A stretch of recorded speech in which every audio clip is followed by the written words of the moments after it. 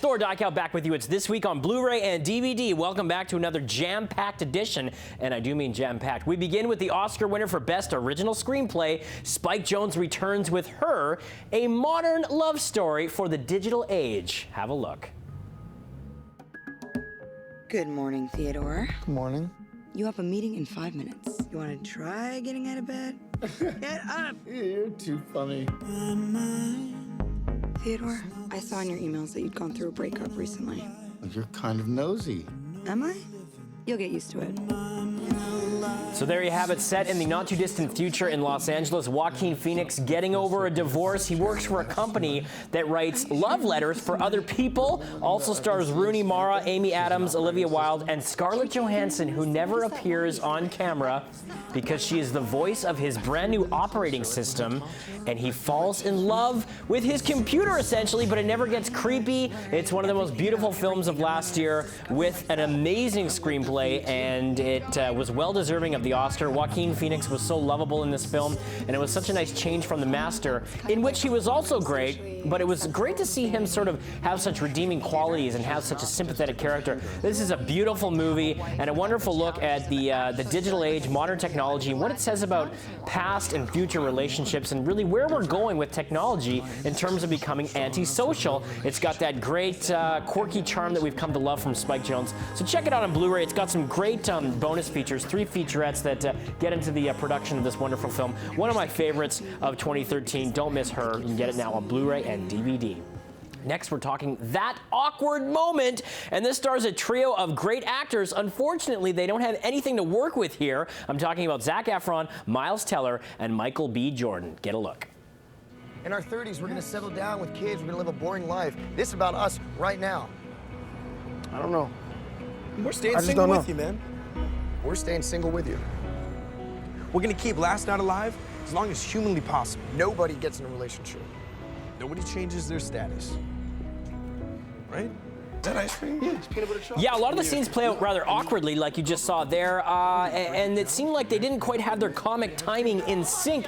There's a lot of talking over each other, laughing come at inappropriate times, and strange moments during the conversations. So the guys didn't really gel together, but collectively, they're a great bunch of actors in other movies. I mean, Zac Efron in Neighbors, that's killing it at the box office right now, is fantastic, and Michael B. Jordan right there, I mean, he's going to be one of the guys in the new Fantastic Four reboot, and Miles Teller will be with him as well, and they've all been in other great movies before this. Unfortunately, this movie puts them in a very sort of negative light. They just appear as crass-talking, sort of egocentric males who are just trying to land a girl, you know, keep that distance between a relationship, but keeping the friendship alive with benefits and things like that. So a lot of predictable gags in this one. Could have used a better screenplay, and it was a sad waste of talent because it has an otherwise great cast. So to me, that awkward moment is a pass this week.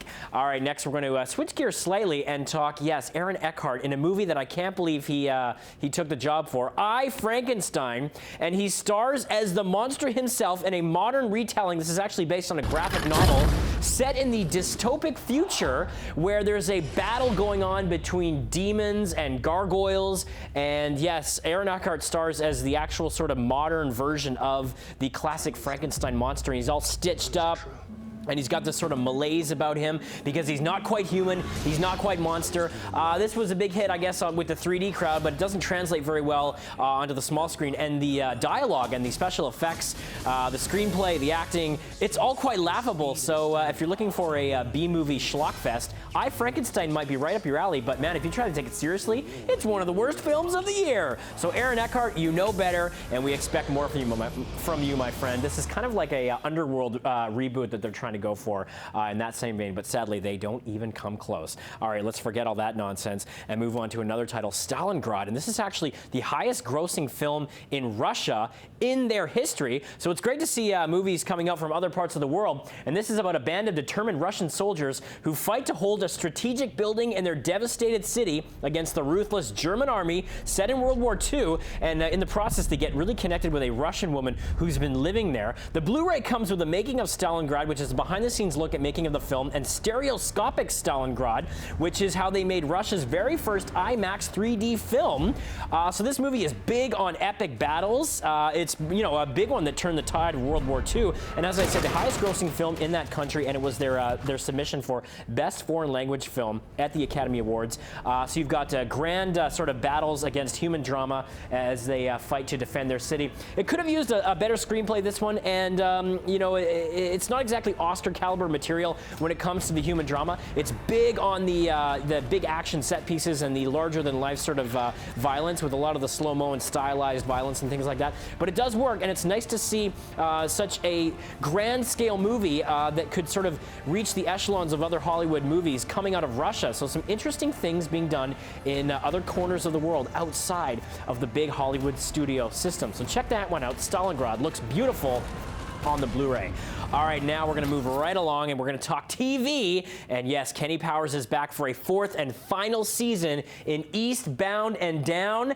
And after faking his own death in the last season, he returns home to try and save his family. And meanwhile, he's working at a car rental outlet. But a former teammate turns into an opportunity to be a celebrity commentator. Check it out.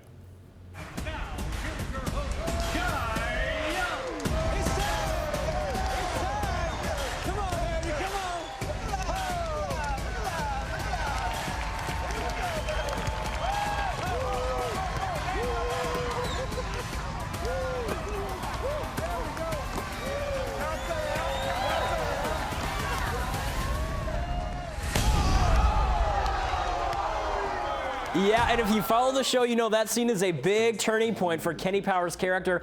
This one's got 8 episodes, but they're so sharply written, it's jam-packed wonderfully. And there's the great Ken Marino as the host of Sports Sesh. And this is a pivotal sort of part in what happens to Kenny's character in this one. There's some great bonus features on the Blu-ray. You've got 25 minutes of deleted scenes, an 11-minute blooper reel, an audio commentary with the writers and executive producers, along with the cast.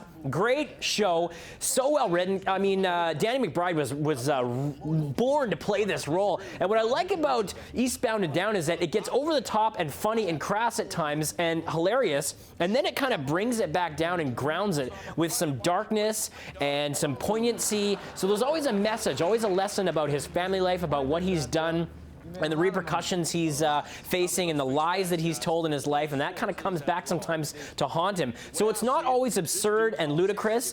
There is a real thread here that is very human, and that speaks to the core of this drama. It's always been a comedy, Eastbound and Down, but there's always been a little bit more going on under the surface. It was a great run. The 4th and final season is arguably the best one, so check it out now and say goodbye to Kenny Powers. And finally, speaking of other comedians that are a little sympathetic but a little rogue too, we're talking Louie C.K. in season 3 of Louie, and this one's got all kinds of great moments as well, and it mixes his stand-up with his sort of raising a daughter. So he's got dating and parenting, and the storylines with his daughters get even more profound and kind of bizarre in this one. And there's all kinds of things in this season, including motorcycle mayhem, oral sex etiquette, and the wild side of Miami Beach. A bevy of superstar guests in this season as well, including Jerry Seinfeld, Melissa Leo, and Parker Posey. This doll scene is one of the best in the season as well. So season 3 of Louie goes where no season has gone before. Don't miss it. Louie C.K. bringing the laughs. This one also is very subversive and has some dark elements to it as well. But that's why I love it. That's it, people. Thor Diekow here with This Week on Blu-ray and DVD. Check me out on Twitter. Let me know what you thought of these titles. We'll see you next week on btvancouver.ca.